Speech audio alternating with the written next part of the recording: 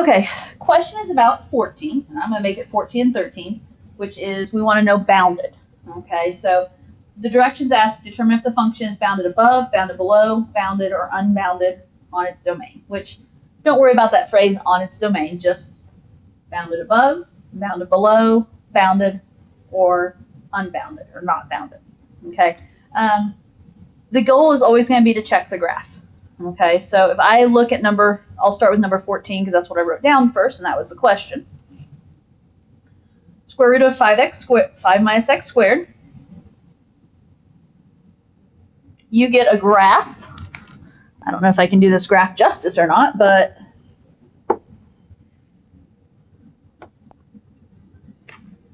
it looks on my graph maybe something like that. Is that what yours looks like? And I could try some different zoom features and whatever, but that's kind of what it looks like to me. Now, with that in mind, okay, when we talk bounded, I want to know, it doesn't have to do with where it's at on the graph, okay? I had someone express that confusion to me recently, that they thought, oh, okay, if it's in the positive half of the graph, it's bounded above. If it's in the negative half of the graph, it's bounded below. That's not what it means, okay? It's bounded above if there is kind of like an invisible line you can draw up on top of the graph that it doesn't cross. It's bounded below if there's an invisible line you can kind of imagine or draw that it doesn't cross on the bottom. Okay, so with that in mind, okay, what do you notice on top?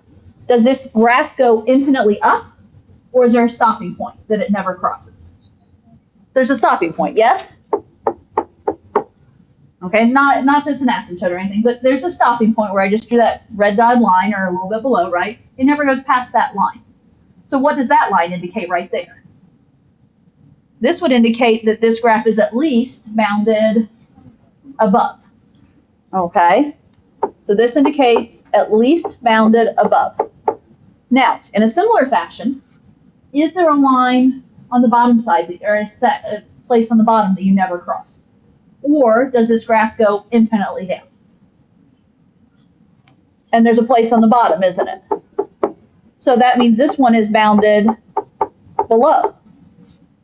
If something is bounded above and below, it's bounded.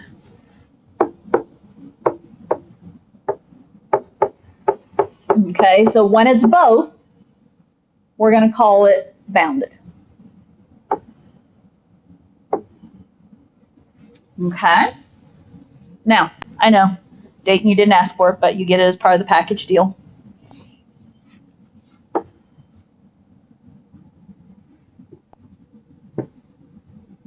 That was weird. Okay, 5 minus x squared.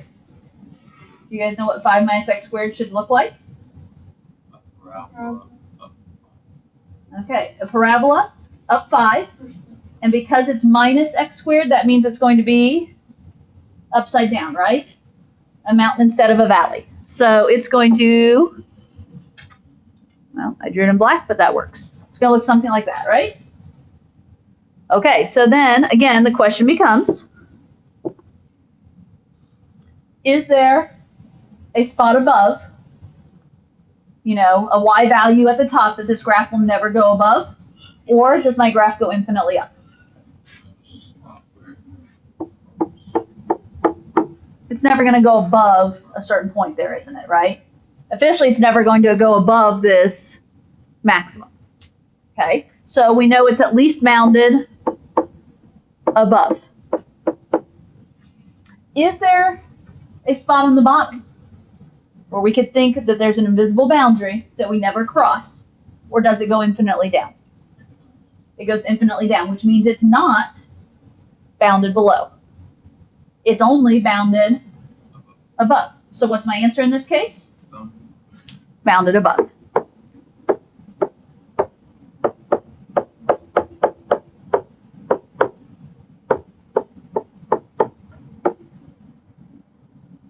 Does that help the explanation at all? I really don't think of bounded as a tough thing, but yet I know there's definitely a gap somewhere in the understanding. So, yes. So I got it, but the wording here is a little confusing. It says bounded above, bounded below, and then it says bounded or unbounded, and then it says on its domain. Right, and on its domain just means for the existing x values. Okay. And as I said, don't worry about the on its domain. Look on the four options that I've underlined, right? Think about, is it bounded above, bounded below, bounded, or unbounded? Okay. Don't worry about that rest. Okay? Okay. Good topic. Next topic. For the 12 basic functions, do we need to know like the names and the graphs? Yes. No. So let me talk about that. So number 23 on here. What are the 12 basic functions? State their names and equations. And note this is from lesson 1.3. You will also note this is the only question I put on here from lesson 1.3. You will see the exact question on the test. And that's 12 points. And that's 12 points on the test. Cool. Okay? So you will need to be able to list the name and pair it up with the appropriate equation. Okay? In other words, I'm trying to force you to become familiar with these, right? Now, my hope is that as you work to become familiar with these, you'll also become familiar with the graphs. But names and equations. Okay? Names and equations, be able to list them. Kind of like how I've listed them here in the answer key. Be able to list them on the text. They don't have to be in the same order, but. Okay? Next question.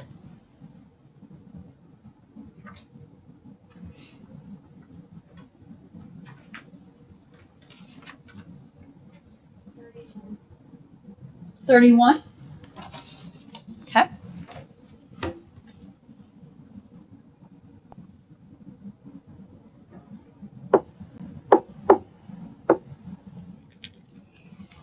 $31 wants us to find the xy pair for the value of the parameter. So they give us the equation, x equals t cubed minus 2t. They give us the equation, y equals square root of t minus 1. And then it says for t equals 5. Okay? So xy pair for the value of the parameter, which means in the end, I want to be able to fill in an ordered pair, right? I want to know x. I want to know y. Okay, how do we find x? What does it say to do here? In order to find x, it says to do, yeah, it says t cubed minus 2t, but what are we told here? T is 5.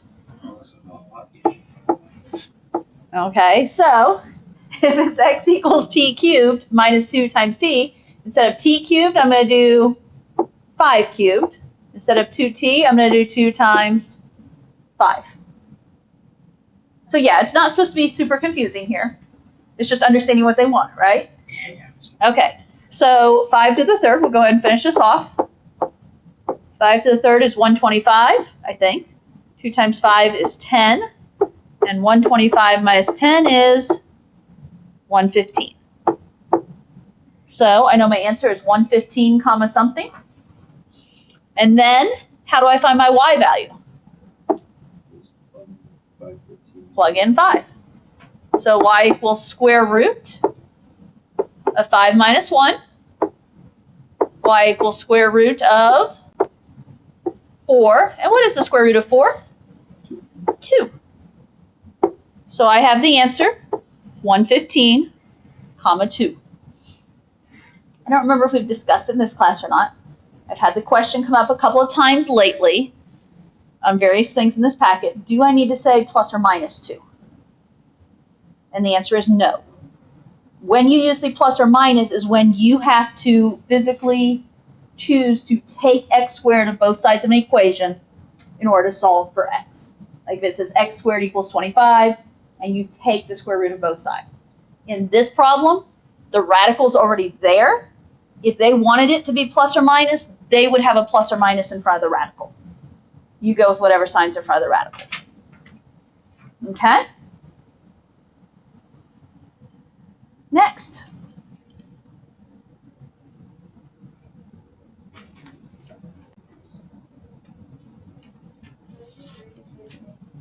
Sure can. Which means, let's see, I'm going to go to a new screen, I guess.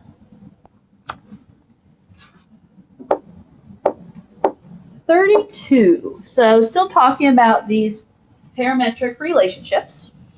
This says find a direct relationship between x and y. And notice my parentheses, trying to help explain it. Find the algebraic equation that relates x and y. So when you get done, I want an equation that's in terms of x and y. No t's, just x's and y's. So let me write down what we're given. X equals t minus 6. Y equals t squared minus 3t. Okay, if you remember what we talked about in class, first step is what? So 5t. So what? 9t. Okay, pick one equation and solve for t. Technically, it doesn't matter which equation. In this problem, it's a no-brainer. There's only one I can easily solve for t. And so if we solve x equals t minus 6, in order to get t by itself, I'm going to add 6. If I add 6 to one side, I add 6 to the other side. So then t is going to be equal to x plus 6. Now that I have a t equals, think substitution here. Every place I see a t, I'm going to replace it with x plus 6. Every place I see a t, replace it with x plus 6. So, y equals, instead of t raised to the power of 2, I'm going to say x plus 6 raised to the power of 2. Minus, instead of 3 times t, 3 times x plus 6. Okay, I assume, did I multiply this out or did I leave it? Okay, that was my assumption that I multiplied this out. How do I do x plus 6 squared? We have to FOIL, yes. The mistake here would just be to say x plus 6 squared is x squared plus 36. Remember, when it's parentheses squared, think FOIL. So, if I FOIL, this becomes x squared plus 6x on the outside plus 6x on the inside plus 36 for the last term. And then, what am I doing on this last part here? Distributing that 3, specifically that minus 3. So it's minus 3x and minus 18. And that's just clean up. Make it look nicer, right?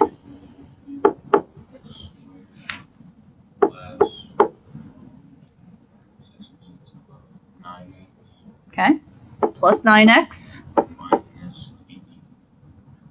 I'm going to say plus 18. Yeah, 6x and 6x is 12x, minus 3 is 9x, and then 36 minus 18. Notice I now have an equation using the two original equations that involves x and y, but not t. So thus, as it says, an algebraic equation that relates x and y, means it has x and y in it. Okay? Again, not a difficult problem if you understand what the question is asking, right? That's half this chapter, isn't it? If you understand what they're asking, it's not. Sometimes it's not difficult. Sometimes it is difficult. I'm not saying it's all easy, but okay. Next.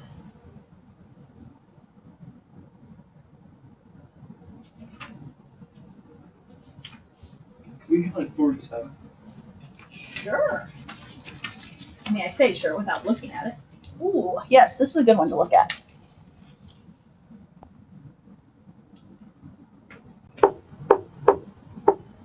Okay, 47. This goes back to this 1.7 we recently talked about. Write the specified quantity as a function of the specified variable. The base of an isosceles triangle is a third as long as the two equal sides. Write the perimeter of the triangle as a function of the length of the base. Okay, so what's an isosceles triangle?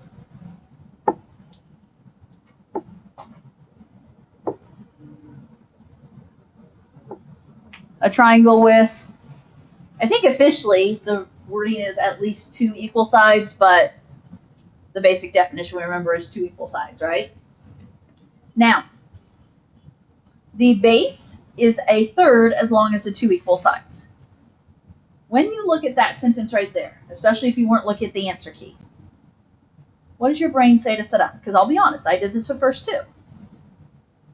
The base is a third as long as the two equal sides. So what did you guys probably do?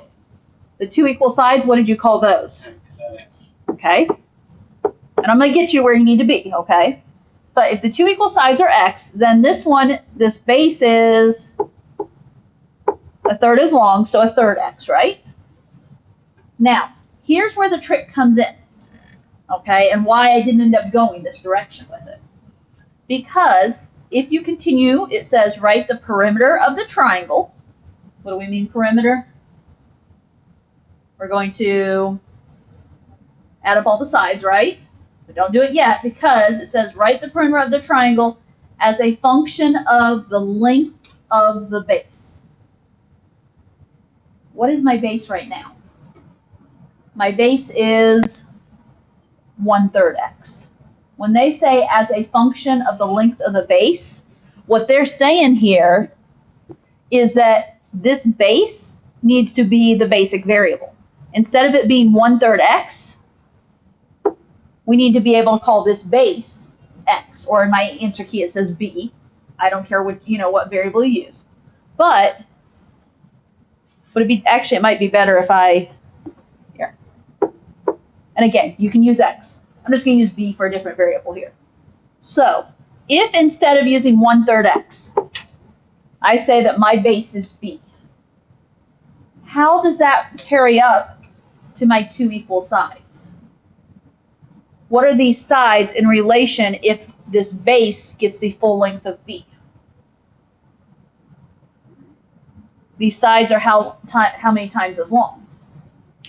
They're 3 times as long. Does that make sense? If the base was a third as long as the length, as the sides, then they are 3 times as long. So instead of saying x, I'm going to use 3b. So do you understand of why I used b, 3b, and 3b as opposed to x, x, and 1/3 x that you guys wanted to use? It all has to do with because it says as a function of the length of the base. Because we have to start with that right there. So if it says something like that for like future problems, use the one it wants as a function of as your base, like just single. Yes, like that's your single variable. Okay. Yep. Okay, so finish this off. This is not the part you guys need help with. Perimeter, 3b plus 3b plus b when you add all those sides up. So perimeter is 7b. Or 7x. It did not tell me I had to use b. Whatever variable made you happy there. Okay, it's a good question to talk about. We can. I was just wondering how many else should I do on this page while we're here. 48, you said.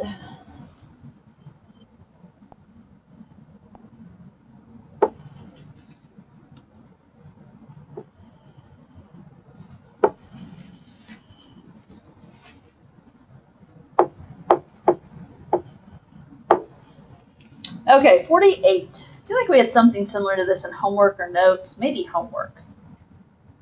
I don't think it was in notes. I think it was in homework, maybe. Or maybe I was just answering this question in class the other day for my other class. I don't know. Okay, the height of a right circular cylinder equals its diameter. Write the volume of the cylinder as a function of its radius. Okay, right circular cylinder. What is a right circular cylinder? Let's go with what's a cylinder.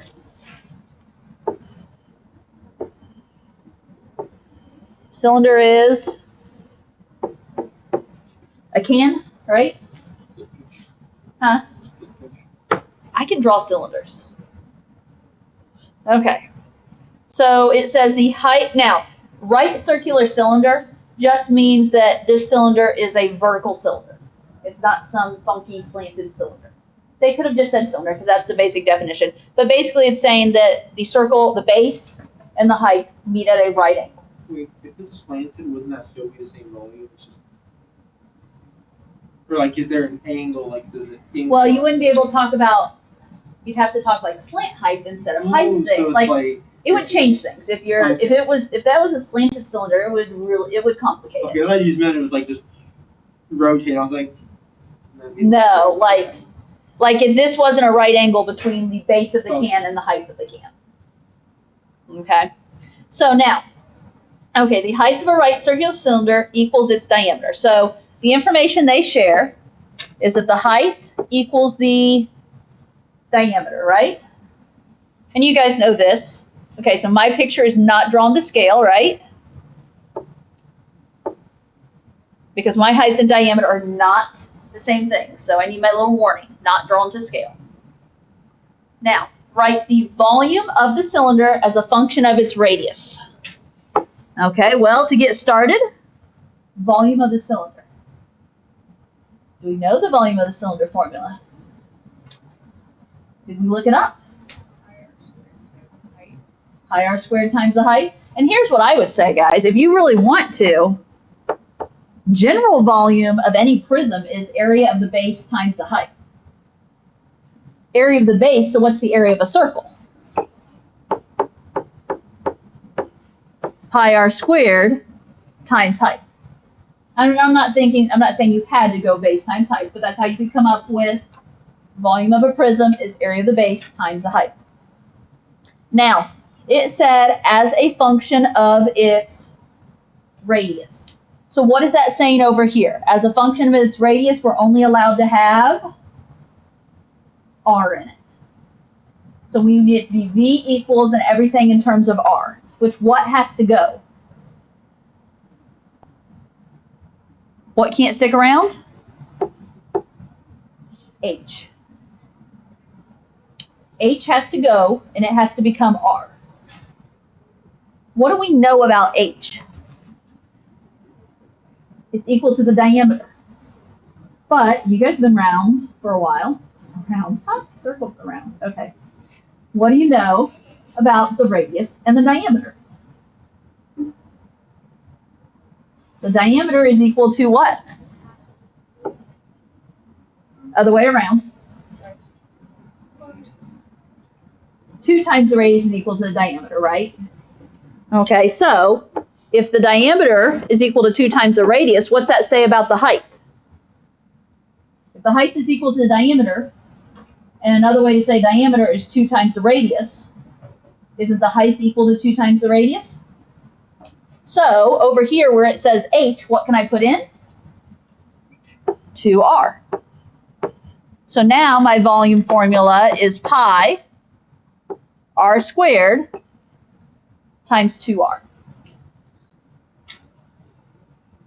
Then it's a cleanup deal. Okay. In terms of coefficients, I have the number pi and the number 2. 2 times pi is 2 pi. R squared times r. R to the 3rd.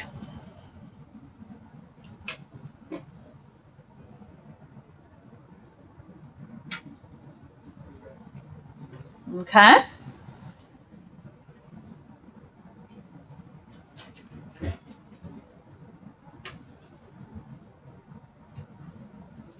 Where are we at on time? We got about 5 more minutes, give or take.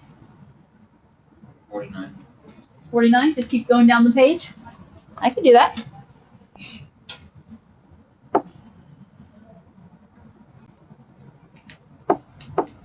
So that's it. 48. You don't have to try to get r by itself. No. No, that's it for 48. Because it says write the volume as a function of its radius, then that means I want my equation to be v equals with r's inside the equation. If it wanted it to solve for r, it would write the radius as a function of volume. Okay? Okay, 49. Notice this is write an equation to solve the problem, which means in this type of situation, I would give partial credit for getting an equation and not right answers, partial credit for getting right answers without an equation. Okay, so don't leave the problem blank, at least is what I'm saying, right? When a number, half of the number, and a third of the number are added together, the sum is 264. Find the three numbers. Okay, the equation shouldn't be too hard to write here. What are we going to use for a number? X. Okay, so when a number, how do I express half of the number? 1/2 x is what I used. You could also say x over 2. And a third of the number. How do I express a third of the number? 1/3 x, or you could say x over 3. And what does it say?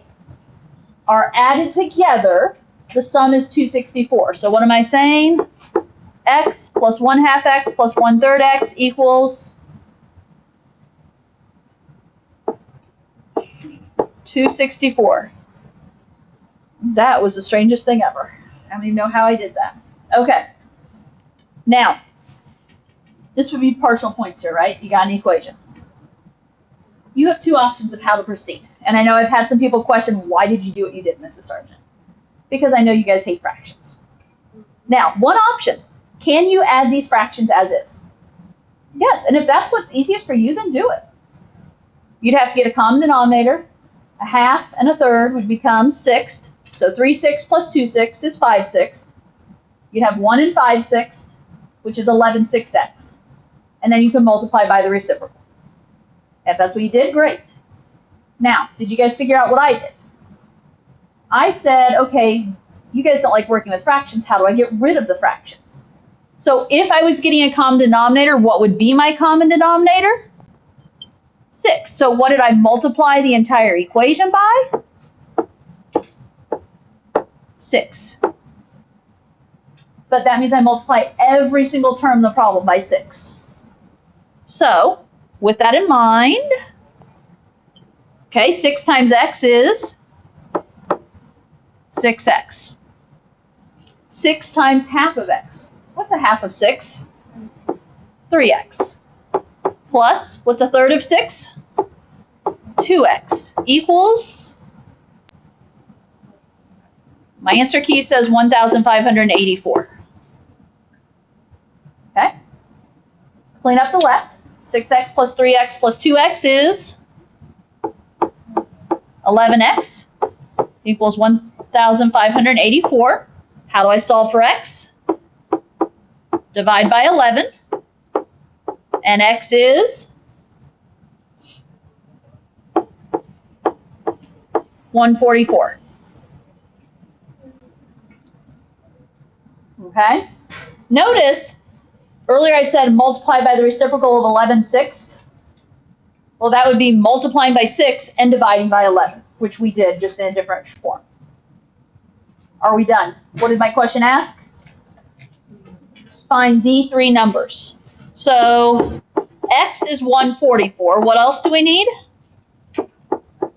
We need half of x, which is 72, and we need a third of x, which is 48. That one did not come to my brain. So you would need 144, 72, and 48 as your answers. How did you get to 6? At the very beginning. The 6 that I chose to multiply by? Yeah. Because I looked at my denominators here, and I need a least common multiple, or like a least common denominator. Okay. So if I was going to try and add 1/2 and 1/3, I'd make a common denominator of 6. So 6 is what I can multiply by that will clear out all my fractions. Okay? Yes? Do you have to clear the fractions up? Nope, not at all. Okay, so when you get to like the 1/2 x plus the 1/3 x, how do you know what to do first. Because if you do the 1/3 x, it's wrong. What do you mean?